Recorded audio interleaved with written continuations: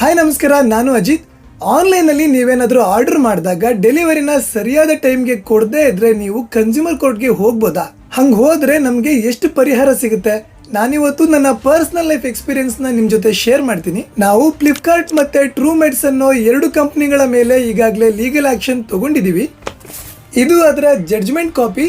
Actually ನಮಗೆ ಎಷ್ಟು ಖರ್ಚಾಯಿತು, ನಾವು ಎಷ್ಟು ಸಲ ಕೋರ್ಟಿಗೆ ಹೋಗಿದ್ದೀವಿ, ನನಗೆ ಪರಿಹಾರ ಅಂತ ಎಷ್ಟು ದುಡ್ಡು ಸಿಕ್ತು, ಮತ್ತೆ ನಿಮಗೆ ಯಾವಾಗಲಾದರೂ ಈ ಥರ ಪ್ರಾಬ್ಲಮ್ ಬಂದಾಗ ನೀವು ಏನು ಮಾಡಬೇಕು ಎಲ್ಲದನ್ನು ಈ ವಿಡಿಯೋದಲ್ಲಿ ಹೇಳ್ತೀನಿ. ವಿಡಿಯೋ ಸಖತ್ ಇಂಟ್ರೆಸ್ಟಿಂಗ್ ಆಗಿರುತ್ತೆ, ಸೊ ಕೊನೆ ತನಕ ನೋಡಿ. ನನಗೆ ಸಚಿನ್ ಅಂತ ಇನ್ನೊಬ್ಬ ಕಸಿನ್ ಬ್ರೋ ಇದ್ದ, ಅವನು ಲಾಯರ್. ಸೊ ನಾವು ಟ್ರೂಮೆಟ್ಸ್ ಕಂಪನಿಗೆ ಒಂದು ಲೀಗಲ್ ನೋಟಿಸ್ ಕಳಿಸಿ 1 ತಿಂಗಳ ತನಕನೂ ವೇಟ್ ಮಾಡ್ತೀವಿ. ಆದ್ರೆ ಅವ್ರ ಕಡೆಯಿಂದ ನಮಗೆ ಯಾವುದೇ ತರ ರಿಪ್ಲೈ ಬರಲ್ಲ. ಆಕ್ಚುಲಿ ಇದೊಂದು ಫಾರ್ಮ್ಯಾಲಿಟೀಸ್ ಆಯ್ತಾ, ನಾವು ಡೈರೆಕ್ಟ್ ಆಗಿ ಕನ್ಸ್ಯೂಮರ್ ಕೋರ್ಟ್ಗೆ ಹೋಗಕ್ ಬರಲ್ಲ.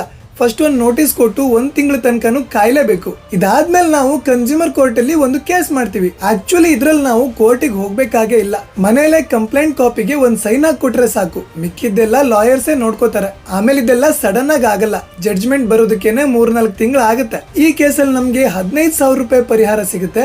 ಅದರಲ್ಲಿ 10,000 ರೂಪಾಯಿ ಪ್ರಾಡಕ್ಟ್ ನ ಆರ್ಡರ್ ಮಾಡಿದವ್ರಿಗೆ ಮತ್ತೆ 5,000 ರೂಪಾಯಿ ಲಾಯರ್ ಫೀಸ್ ಆಗಿ ಟ್ರೂಮೆಟ್ಸ್ ಕಂಪನಿ ಅವರು ಪೇ ಮಾಡ್ಬೇಕಾಗತ್ತೆ. ಒಂದ್ ವೇಳೆ ಈ ದುಡ್ಡನ್ನ ಅವರು 30 ದಿನದೊಳಗಡೆ ಕೊಡದೇ ಇದ್ರೆ ವರ್ಷಕ್ಕೆ 9% ಇಂಟ್ರೆಸ್ಟ್ ಕೂಡ ಇವರು ಕೊಡ್ಬೇಕಾಗತ್ತೆ. ಫ್ಲಿಪ್ಕಾರ್ಟ್ ಅಲ್ಲೂ ಹಿಂಗೆ ನಾನು ಒಂದು ಟೇಬಲ್ ಫ್ಯಾನ್ ನ ಆರ್ಡರ್ ಮಾಡಿದ್ದೆ. ಆದ್ರೆ ಇವಾಗ ಅದರ ಜಡ್ಜ್ಮೆಂಟ್ ಕಾಪಿ ಮಿಸ್ ಆಗಿದೆ, ಯಾಕಂದ್ರೆ ತುಂಬಾ ದಿನ ಆಯ್ತು. ಅದ್ರಲ್ಲೂ ಆ ಫ್ಯಾನ್ ಬೆಲೆ 1,808 ರೂಪಾಯಿ ಇತ್ತು.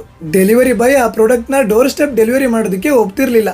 ಯಾವ್ದಾದ್ರು ಅಂಗಡಿಲಿ ಕೊಡ್ತೀನಿ, ನೀವು ಪಿಕ್ ಮಾಡ್ಕೊಳ್ಳಿ ಅಂತ ಹೇಳ್ತಿದ್ದ. ಅದಕ್ಕೆ ನಾನು ಒಬ್ಬದೇ ಇದ್ದಾಗ ಪುನಃ ಪ್ರಾಡಕ್ಟ್ ನ ಆಟೋ ಕ್ಯಾನ್ಸಲ್ ಮಾಡ್ತಿದ್ದ. ನಾನು ನ್ಯಾಷನಲ್ ಕನ್ಸ್ಯೂಮರ್ ಹೆಲ್ಪ್ ಲೈನ್ ಅಲ್ಲಿ ಫಸ್ಟ್ ಕಂಪ್ಲೇಂಟ್ ರೈಸ್ ಮಾಡಿದೆ. ಆಮೇಲೆ ನನಗೆ ಗೊತ್ತಾಯ್ತು ಅದೊಂದು ಹಲ್ಲಿಲ್ದಿರೋ ಹಾವು ಅಂತ.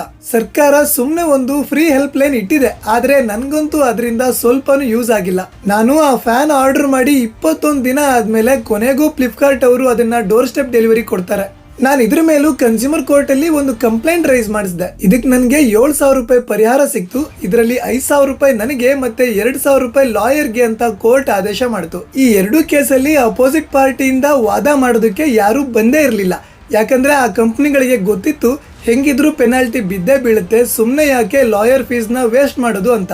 ಇವಾಗ ನಾನು ಅಮೆಝಾನ್ದು ಒಂದು ಕಂಪ್ಲೇಂಟ್ ಮಾಡಕ್ಕೆ ರೆಡಿ ಮಾಡಿದೀನಿ. ಅದರ ಜಡ್ಜ್ಮೆಂಟ್ ಬಂದಾಗ ಏನಾಯ್ತು ಏನ್ ಕತೆ ಅಂತ ನಿಮ್ಗೆ ಅಪ್ಡೇಟ್ ಕೊಡ್ತೀನಿ. ತುಂಬಾ ಸಲ ನೀವು ಯಾರ್ದೋ ಬರ್ಡೇಗೆ ಅಥವಾ ಇನ್ಯಾವುದೋ ಫಂಕ್ಷನ್ಗೆ ಏನಾದ್ರೂ ಗಿಫ್ಟ್ ಕೊಡ್ಬೇಕು ಅಂತ ಐಟಮ್ ನ ಆರ್ಡರ್ ಮಾಡಿರ್ತೀರಾ, ಅಥವಾ ಎಮರ್ಜೆನ್ಸಿ ಮೆಡಿಸಿನ್ ಆರ್ಡರ್ ಮಾಡಿರ್ತೀರಾ, ಅಥವಾ ಯಾವ್ದೋ ಕೆಲ್ಸಕ್ಕೆ ಇಕ್ವಿಪ್ಮೆಂಟ್ ಆರ್ಡರ್ ಮಾಡಿರ್ತೀರಾ. ಆದ್ರೆ ಸರಿಯಾದ ಟೈಮ್ಗೆ ಅದು ಕೈಗೆ ಸಿಗದೆ ಇದ್ರೆ ಅದ್ ಹೆಂಗಿರುತ್ತೆ ಹೇಳಿ? ನಿಮ್ಗೂ ಈ ತರ ಪ್ರಾಬ್ಲಮ್ ಆದಾಗ ತಲೆ ಕೆಡಿಸ್ಕೋಬೇಡಿ. ಯಾವ್ದಾದ್ರು ಲಾಯರ್ ನ ಹಿಡಿದು ಕನ್ಸ್ಯೂಮರ್ ಕೋರ್ಟ್ ಅಲ್ಲಿ ಕಂಪ್ಲೇಂಟ್ ರೈಸ್ ಮಾಡಿ. ನಾನ್ ಮತ್ತೆ ಹೇಳ್ತಿದ್ದೀನಿ, ನಿಮ್ಗಿಲ್ಲಿ 1 ರೂಪಾಯಿನೂ ಖರ್ಚಾಗಲ್ಲ. ನಿಮ್ ಲಾಯರ್ ಫೀಸ್ ಕೂಡ ಅಪೋಸಿಟ್ ಪಾರ್ಟಿನೇ ಪೇ ಮಾಡ್ಬೇಕಾಗತ್ತೆ. ಮತ್ತೆ ನೀವು ಒಂದ್ಸಲನೂ ಕೋರ್ಟಿಗೆ ಹೋಗ್ಬೇಕಾಗಿಲ್ಲ. ಈ ವಿಡಿಯೋ ಇನ್ಫಾರ್ಮೇಟಿವ್ ಅನ್ಸಿದ್ರೆ ನಿಮ್ಮ ಫ್ರೆಂಡ್ಸ್ ಅಂಡ್ ಫ್ಯಾಮಿಲಿಗೆ ಶೇರ್ ಮಾಡಿ. ಮುಂದಿನ ವಿಡಿಯೋದಲ್ಲಿ ಮತ್ತೆ ಸಿಗ್ತೀನಿ.